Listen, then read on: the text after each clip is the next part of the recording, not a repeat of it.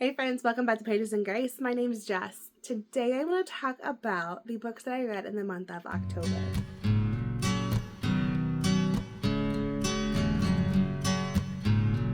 Alright, so this is the video that always tests my memory.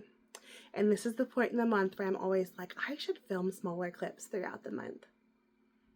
Maybe next month. Probably not.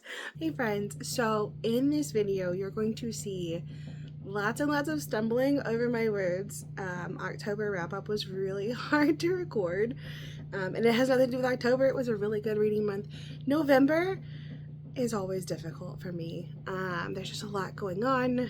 It's also the month that I lost my mom, and it just, I don't know, everything just kind of, my brain could not focus in this video whatsoever. So there are a couple clips that I might either redo, or there's a couple books that I still have to record. It is now December 1st when I'm recording this. Just letting you know that I might pop in here and there. This reading wrap up was a train wreck, and I'm trying to piece it together. There were several books that I read where I was just fumbling over my words left and right. So here we are to try to piece some of that together. It was a really good reading month. I had a lot of books that I really enjoyed. I had lots of buddy reads, which was a lot of fun to get to know some different people and have those deeper conversations that maybe you're not going to have in the comments of a video or over on Instagram. Okay, the first book that I read was Born of Gilded Mountains by Amanda Dykes. This book gave me all the feels. I absolutely loved it. So this one I did as a buddy read with Tammy from Believe in Yourself. I'll link her channel down below. Please go check her out. I would say this book is just, it's atmospheric. It's set in the mountains. It's actually set in the Appalachian Mountains and in the Rocky Mountains, and it kind of ties them together. I loved the characters in this book. I loved the friendship that is in the past, the friendships that develop. There's a mystery that's being unwound as they go throughout the story. I love Mercy Windsor. She actually comes back and she purchases a mansion of this guy who has all of this cryptic mystery behind him. I don't know. There's just, it had everything I want in a historical fiction book.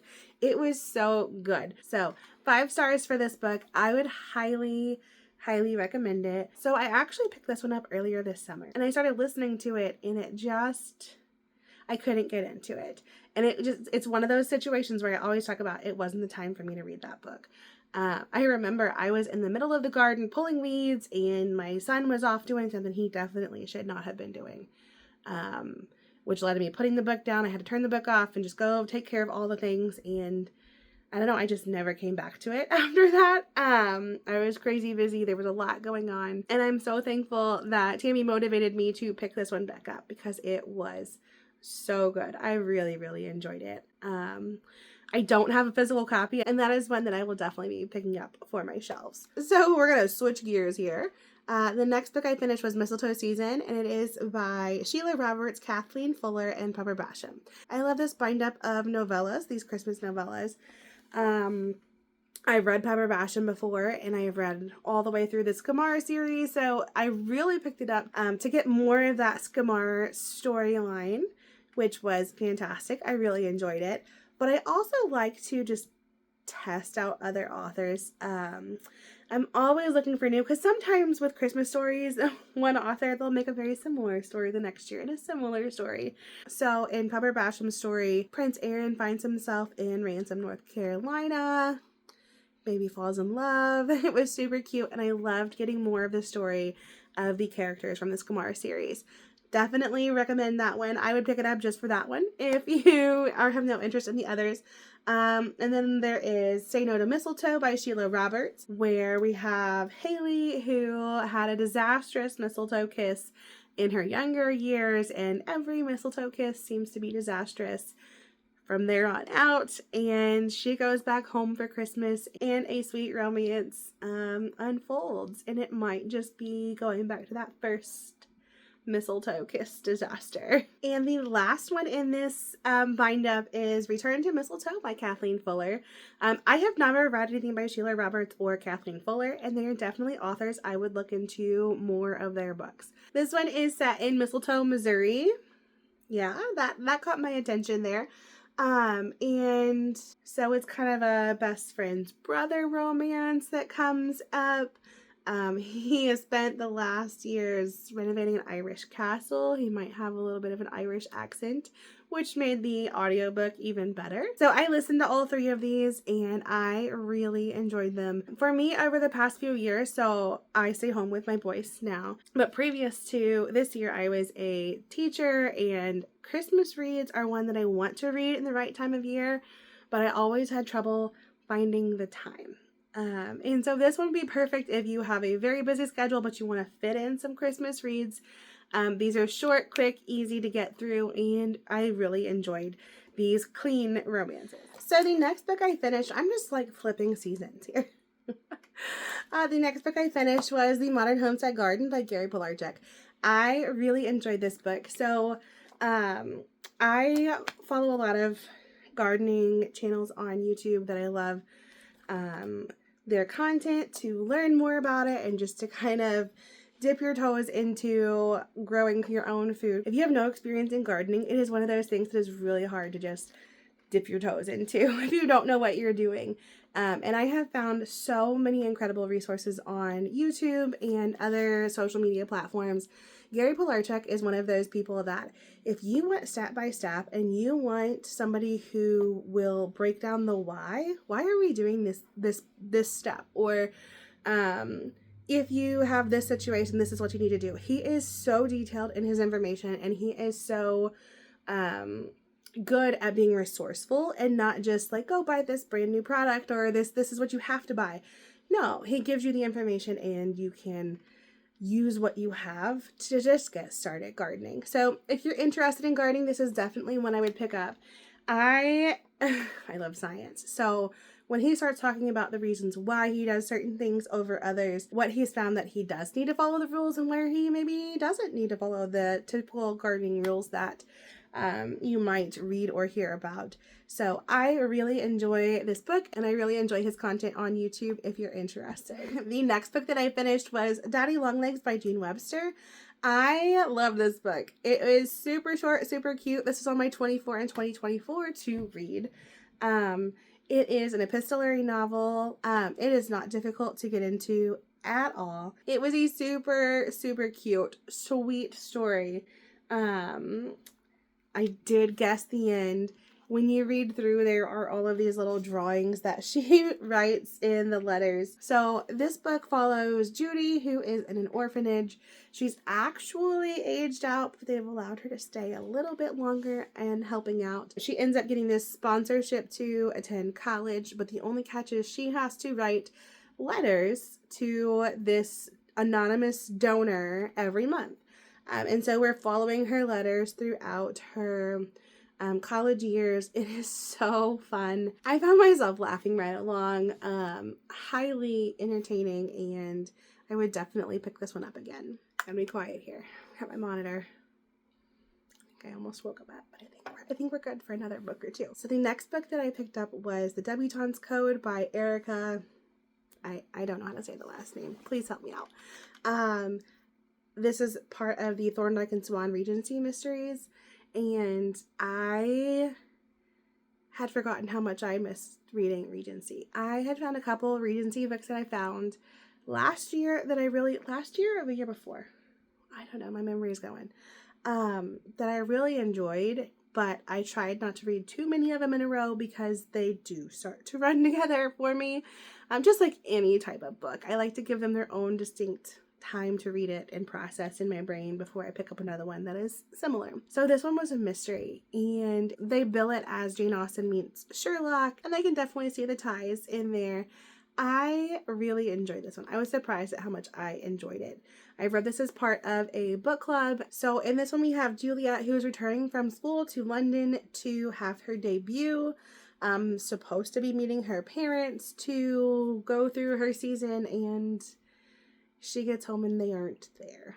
They've been sent off for their work and had to miss her debut into society.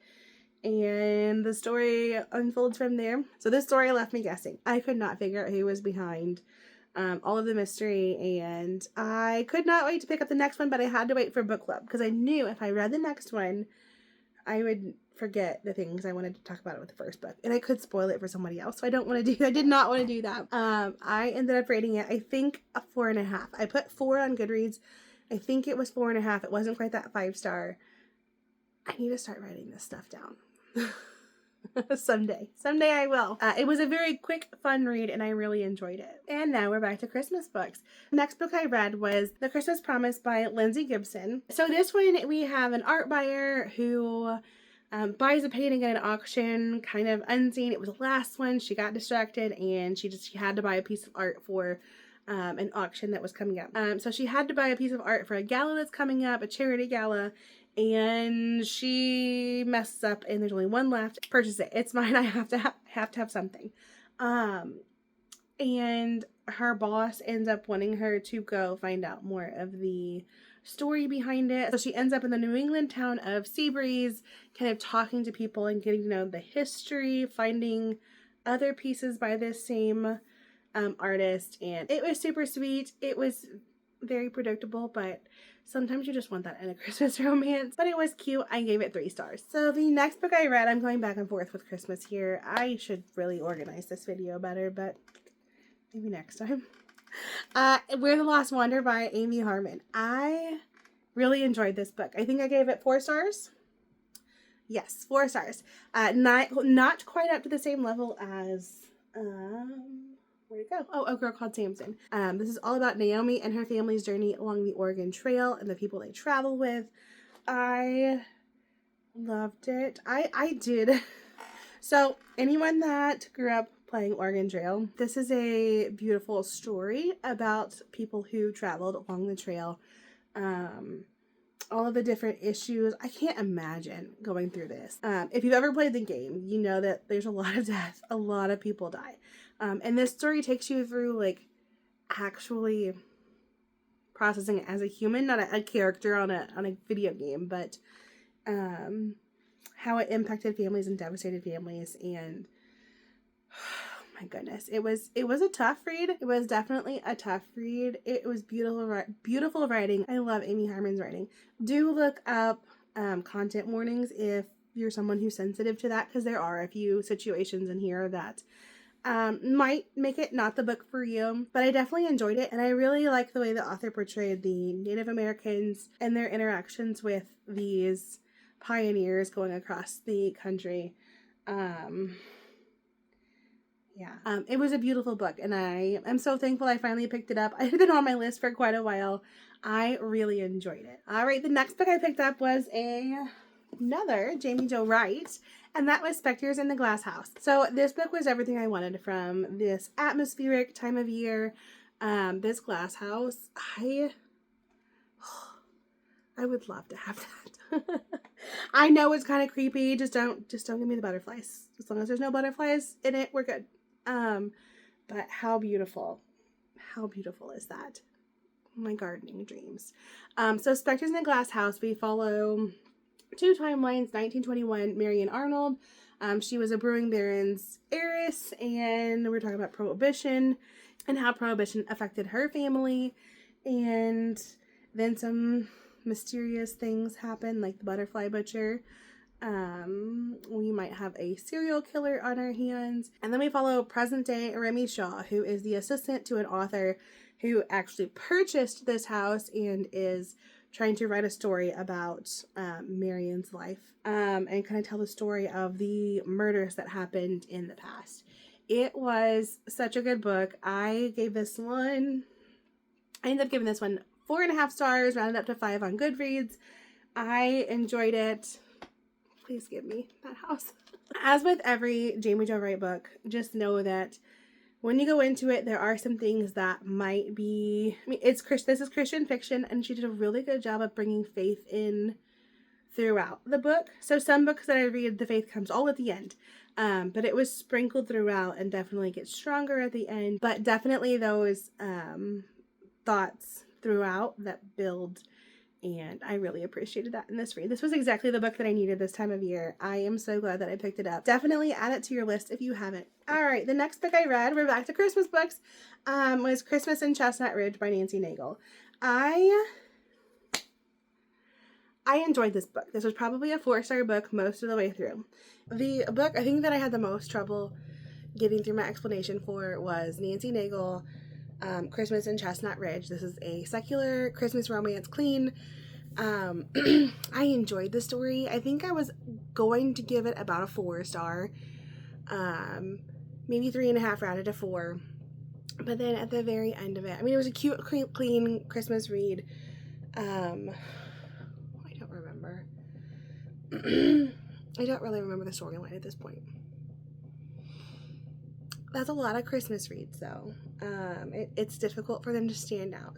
She goes to her friends for the holiday season and helps the Christmas tree decorating. Very Hallmarkish, very cute. I think what took it down from like a 3.5 leaning 4 down to a 3 was at the very end of the book. There was infertility stuff in the book, which doesn't bother me. I'm thankful when real things are happening in books. But it was kind of just the band-aid at the end, like, oh, we'll just foster. And I don't know, I love reading about foster care in books, but I want it to be done well. And when it's just tacked on at the very end like it's a band-aid, I really have a hard time with it. And I rambled and rambled and rambled for probably 15-20 minutes trying to get my thoughts out about that. I've had a little bit more time to process it, and it's not just this book. It happens in so many romance books, and this just happened to be the one that I was like, no, I'm done with this. I don't want to read this anymore. So when there's infertility in a book, not an issue. That's great. Please, please put struggles into books. But foster care is not a band-aid. It's really not. And I think one of the biggest points I was trying to get out in all my ramblings in my other clip was that foster care is about the children. You are helping children through one of the worst times in their life. It's not a band-aid for your heart. Can it bring you so much healing and joy? Absolutely. But I just make sure you're in a good space before you do that. Please make sure you're in a good space. But anyways, that was me personally, my issue with the book. And again, she's not the only author that's done this. I have several authors that I've read that they just slap it on at the end. They need a nice little cutesy ending, and they do. I just wish they would maybe take it a little different route than, oh, we'll just foster and everything's going to be wonderful. Foster care is wonderful. I'm not saying it's not, but let's not put them together as just one problem solves the other. Anyways, I'm gonna move on. So the next book I read was Dracula. I've even put all my books away at this point. The next book I read was Dracula, and I buddy read this with This Mama Loves Reading it's Katie over on Instagram. I really enjoyed this much more than I thought I was going to. Like, I thought I was going to go into this book and I was going to be scared a little bit, maybe have to put it down, where I didn't. There was a little bit at the beginning where it got kind of creepy, but the way it was told was so accessible, and I really, really enjoyed all of the Christian themes throughout this story that I may not have picked up on if I wasn't listening to this Literary Life podcast. They have a couple episodes that go along with it. I didn't actually finish it yet. I need to go back and listen to the last few episodes. But it really put this book into perspective. I was surprised at how accessible and easy this book was to read. I think in I tried to talk about this in my other clip, and it was just rambling after that previous book. But at the beginning of this book, I really, really needed a map. Like, that's how my brain, I need to see it. I need to be able to visualize all these different places that they were traveling to. And later on, I went back and I did find a map. But in the process of starting this book, I think that would have been really helpful, because I'm just slowly trying to piece together where all these places are in my brain. And it would have helped me process it a little bit faster if I had had that alongside of it.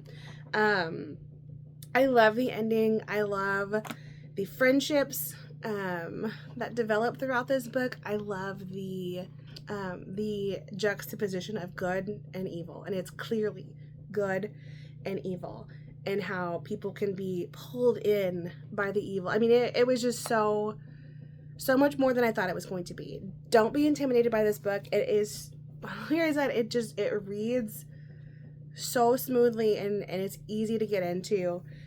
But if you're looking for a book for maybe next fall or whenever you want to read it, I would definitely recommend picking this one up. All right, the next book is Laurel's Dream by Pepper Basham. I loved this book. So I have loved everything I've read by Pepper Basham so far. This one was no exception to that. It is in the Blue Ridge Mountains. We have Laurel, and it is just this small town atmospheric feeling. She's aspiring to be a teacher. She is, I love the heart that she has for her small community, that believing in people even when they don't believe in themselves. That gets me in a story, and this was full of that, just that feel of small town community coming together, pulling together for each other.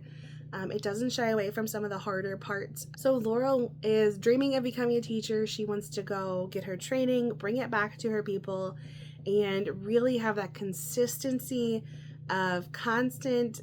I mean, they had been back and forth between teachers. One would come in and would go away, and then they'd have nobody for a while. Like, all of this, these gaps that were happening to these people in the mountains. And I loved how Pepper Basham just tied it all together. It was a quick read. It was exactly what I needed at the end of the month in October. All right, and the last book for October. This was a buddy read with Anne from In Search of Wonder, and I absolutely loved going through the book with her and sharing our thoughts back and forth. This one, so the whole month of October, up until this point, it hadn't rained. It hadn't rained at all. And one day, it was a beautiful day. I went outside and I was reading while my boys were playing. And of course, something always happens, and I have to get up and go, solve the problem or whatever. They're little boys. And so I got up, and the book got left outside. And that was the one night I decided it was going to rain. So, cautionary tale. Thankfully, it was a thrifted book, so I didn't let out too much money with it, but I did get to finish reading it. I think I did switch to audiobook after this craziness. But so I read The Thursday Murder Club by Richard Osman. This one I've heard talked about for a very long time, and I've been curious to see what it's about. So in this one, we have a retirement community, and they are trying to solve this murder. They're trying to solve kind of several murders. There's one that happens at the beginning, and then throughout we see some more things happening. It was intriguing. I loved the elderly characters. Like, they just don't care what you think, and I love that about them. They're not trying to be pretentious. They are just who they are. It makes for kind of a comical twist on it, but it also goes into some of the darker struggles that they're going through at this stage of life as well, which I thought was perfectly balanced. So with this book, I wasn't a huge fan of the ending. I didn't feel like I got the closure that I wanted, and maybe that's because there's subsequent books in the series. Maybe it's just not, maybe that's just the way the author wanted to do it, and I wasn't a fan. But I had some discussions with Anne about the way they treated death in this book, and how it was just like, they're dead, moving on. That was a little jarring at times. I mean, aside from that, I did enjoy it. I would continue the series, but I don't have them physically already, and so they're not super high on my priority list. But if the opportunity arises, I probably would pick up the second book just to see if there's any improvement from some of the things that I struggled with.